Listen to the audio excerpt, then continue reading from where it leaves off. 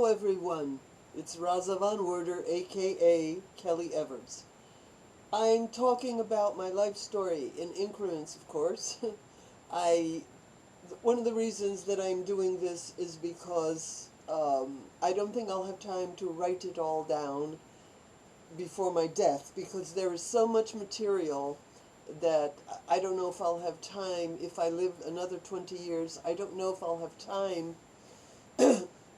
with all the other projects I'm doing and things I want to do, if I'll have the time, the energy, or the inclination, and even if I'll remember as much as I remember now, to write down all the incidents of my life. I have them already on audio tape in two different formats. One is the short format and one is the long format. And the long format has about 20 hours of anecdotes and things about my life, and the short one, I don't know, has 6 hours or something. But anyway, I'm telling it incident by incident, and many of the incidents that I will tell you were traumatic to me. And this one is called My Brother the Rapist, the would-be rapist. He never raped me, but he might have, and I'm going to explain the story. But before I explain this particular story, I want to give a preamble to it, and that is that in my mother's household, we lived on a farm near Freehold, New Jersey, and where my mother ran away from my dad. Ran away, I mean, she had an affair with another man. The other man actually came and lived with us in our apartment in New Jersey, in Newark, New Jersey. He actually lived with us. That was my mother's con game with my father, and that's another story. I'm going to tell that story separately.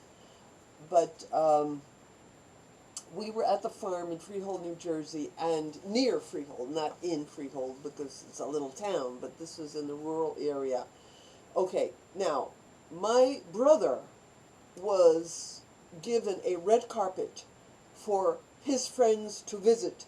When his friends visited, they were treated with respect, and my mother was very nice to them and went out of her way to please them. You know, I remember once there was an American boy that came to visit my brother, and my mother went out of her way to fix an American meal instead of her typical Lithuanian meals, which were wonderful. Her Lithuanian meals were wonderful, but she wasn't used to American cooking, and so she made meat and vegetables, which was more of a typical American fare. And I remember she was so unused to doing this type of food that she burnt the meat. I'll never forget it. She was an incredible chef, incredible, and later on she became a professional chef. But she was nervous. That's why she burnt the meat, because she was trying to please this kid because he was my brother's friend. So out of her nervousness, she burnt the meat. All right, now I think that's an odd little idea or a little incident. But when I had a girlfriend, just one example there, I could give many, but I'm just going to give one. I remember my girlfriend Sandra Selchow. She was a neighbor that lived a few miles away. She came to visit me. My mother would not permit Sandra, we were about 11 or 12 at the time, I think maybe 12, would not permit Sandra to have dinner with us, to come into the house and have dinner with us. Sandra had to stay outside waiting for me while I ate dinner, and I remember how awful I felt because she was hungry, very hungry. And when dinner was done and my mother wasn't looking, I grabbed a package of chocolate donuts, like 6 donuts, and took them out for her to eat. Now, so one day, a friend of my brother's was visiting. They were both now 14.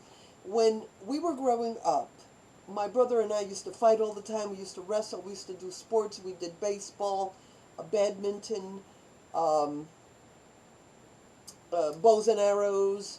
We made our own bows and arrows out of sticks and strings, and we used to wrestle. We used to run out in the wheat field and knock down the wheat and wrestle. Now, until my brother got testosterone, even though he was almost 3 years older than me, I always held my own and I beat him in almost everything. Almost every, probably 75% of the games we played, whatever they were, I was the winner. And he could never, like, beat me in anything. He could never overwhelm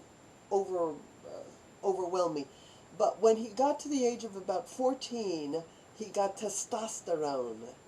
And then he became much stronger. And this particular day, he got really raging at me while his friend was there. His friend was there, and he went into a rage over some little stupid thing that I did that angered him. And he beat me up so badly that it was one of the worst beatings I've ever gotten. There's another tape I'm going to make of when my mother and he, both, the two of them, beat me up together. But this was the worst beating I ever got.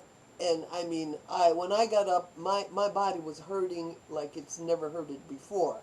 And I began to walk away and go towards the woods. I love the woods, by the way. I'm a big nature lover, and I've always loved the woods and nature and animals and all of that. And as I walked away, his friend yelled, "Let's rape her! Let's rape her!" You understand? Well, I took off into the woods, and they took off chasing me. But I'm very good with the woods. I know the woods. I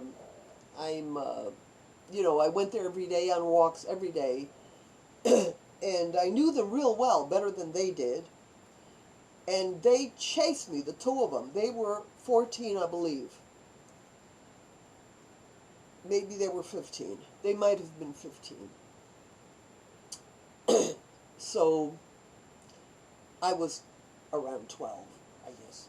So I ran and ran and ran with every fiber of my being. I ran until I couldn't run anymore, and I stopped, and I had lost them. Because, like I said, I knew the woods like the back of my hand, you know what I mean? I knew that they didn't, so they would be running, and they would not be running as efficiently as I was, since I was so familiar with every little bit of the woods. And I climbed up on this big oak tree and sat there for a while to see if they would come around, or if they were hiding somewhere behind bushes or something, ready to get me. And I didn't see them, and they did not arrive. So that's just a typical what my brother was like towards me anecdote. My brother, the would-be rapist, would-be. He might not have, mind you, I have to add this, he might not have intended to rape me. He might have wanted to just beat me up some more, but his friend probably would have wanted to rape me. This is Rosa Von Werder, a.k.a. Kelly Evers.